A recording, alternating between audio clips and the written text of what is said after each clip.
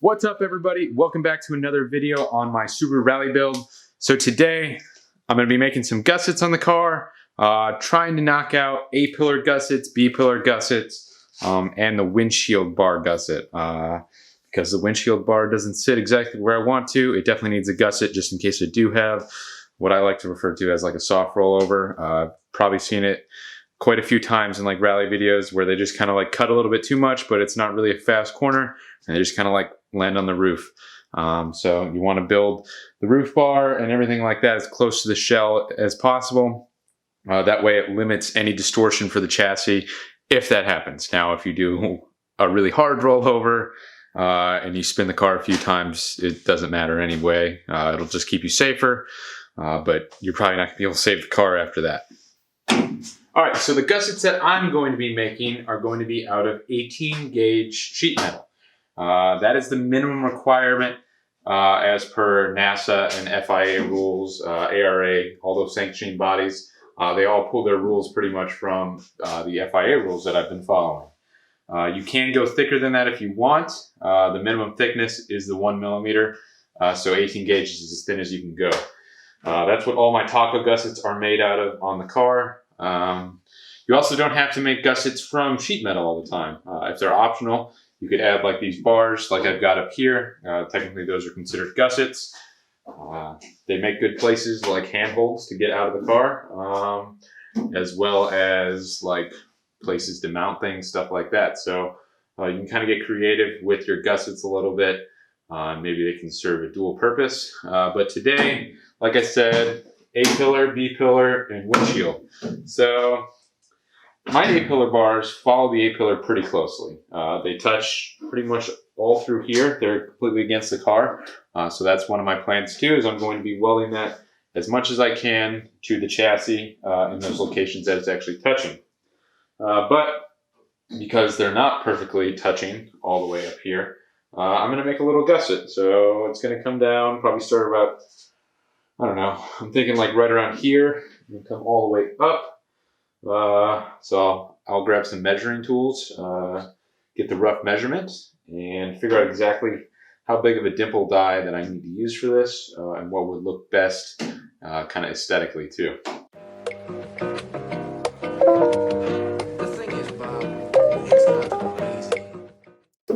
Alright, so I'm going to cut out the sheet metal next. So roughly they're going to be 20 inches long.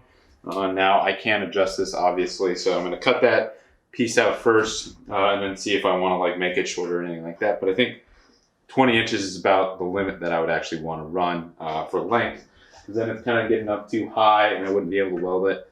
And it gets a little too close to the welded portion, so I don't want to cover any of the welds that are actually crucial to being checked for scrutineering, because that would be kind of pointless if I hide my welds and then I got to hack this up once I actually get it log booked and checked out. So going to cut out the sheet metal real quick, which I am. So I'm starting at 2 inches wide down here, and then at the very end it's going to get up to 2.5 inches because there is a difference in the gap. As you can probably tell, it definitely gets farther away. So I want to account for that. That way it can actually kind of follow the tube kind of symmetrically all the way up, and it doesn't look too hokey. I just don't care.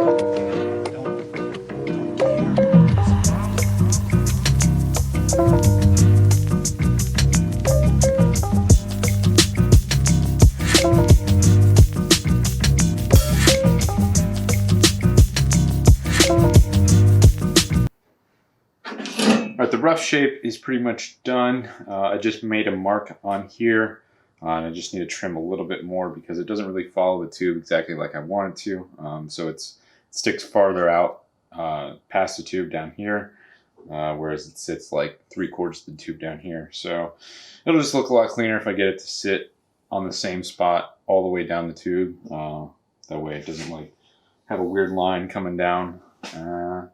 Yeah, once I get this, then we can figure out what size dimple to actually put in this.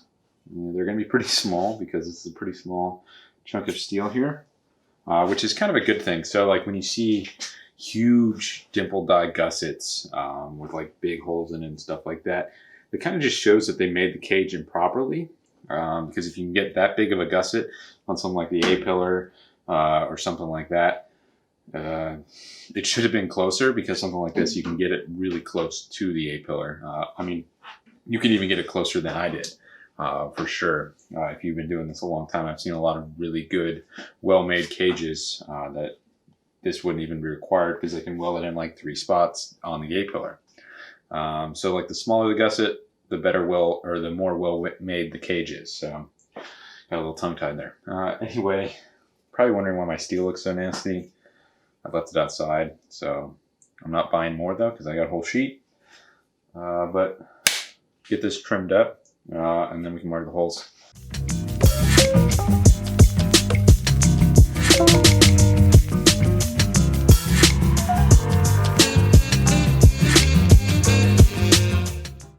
Well, I was going to run 1 inch all the way down, but that's not going to work. I only have 1 1/4, and this step bit only goes up to 7/8.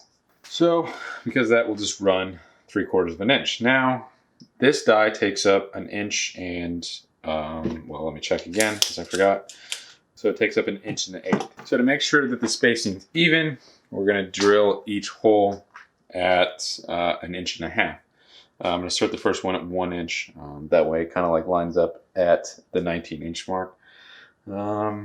And that'll give it about a little bit less than 1/4 inch on each side of the dimple. That way they look evenly spaced out and it doesn't look too weird.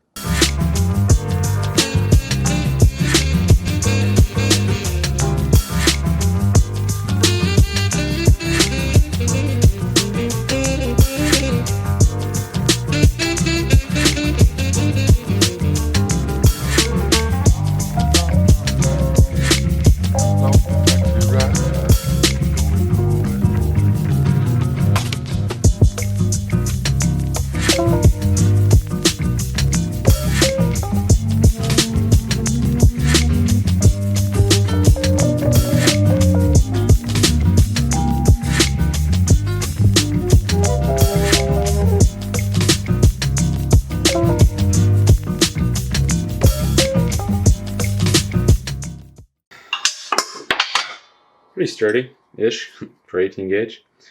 My spacing is not perfect. And they're a little wobbly, kind of back and forth. I don't know if you can tell. I'm sure you can. Definitely not perfectly straight or perfectly spaced. So, oh well. We'll see if this thing fits in there now. These dimples will kind of make it a little bit weird fitting up against the tube, but it shouldn't be an issue.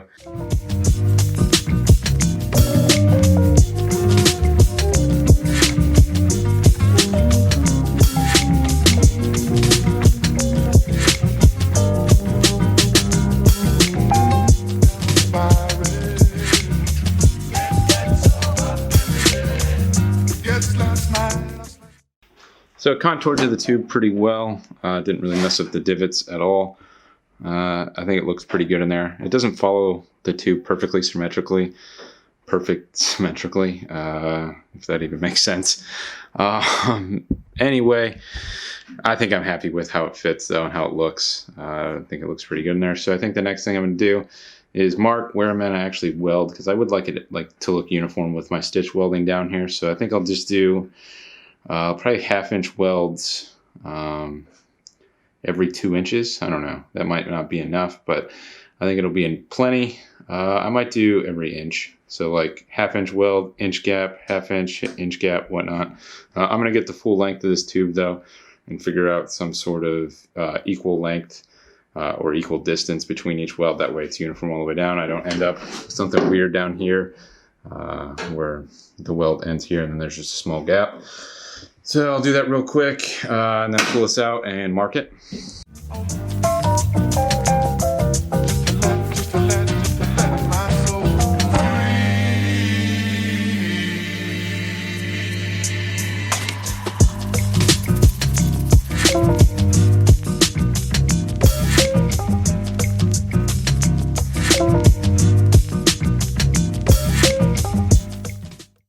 I'm going to try to knock out the other side because it is kind of late. I don't want to wake my neighbors up. very residential neighborhood, which I don't like. Not living here, tiny garage, neighbors right there, like 50 feet away, not even. So I'm gonna try to knock out the A-pillar real quick. That way I actually have content for my videos, because that's the new thing that I'm doing is, like, obviously I said that, but the shorter videos is just one day of work. But obviously if I don't actually accomplish any work in that day, or I barely do anything, that's not really worth the video. So try to actually get that done so I have a pair of something done. I would have liked to have gotten all of them done, but I've been moving really slow and I won't do that tomorrow. So let's hurry up and get that one done. Should be quick since we already have the dimensions scribed out. So I'm gonna use the plasma cutter, cut that out real quick, and then we'll trim it up.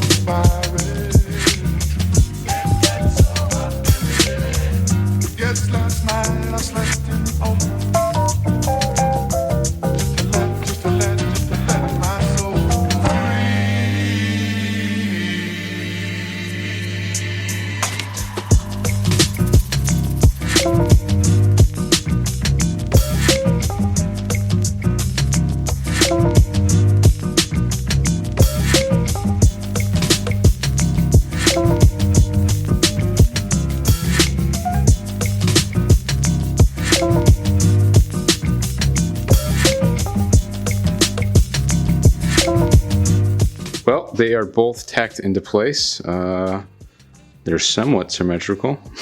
They don't look too bad. I'm not gonna weld this one up yet because I do need to contour some of the edges, but using the hammer is really loud right now and I'd rather not annoy my neighbors too much. So unfortunately I'll just contour that one tomorrow and then weld them both up. I won't include that in tomorrow's video though, or maybe I will, who knows. I guess you'll find out if you actually watch all my videos. But I think they look pretty good. I mean, I don't know. Obviously they're not the greatest. I kind of rushed them a little bit too much and I shouldn't have, but I don't know how my spacing got messed up so much on this one. Like those two are like touching. I don't know. Should have taken my time a little bit more, but I think they look pretty good for what they are.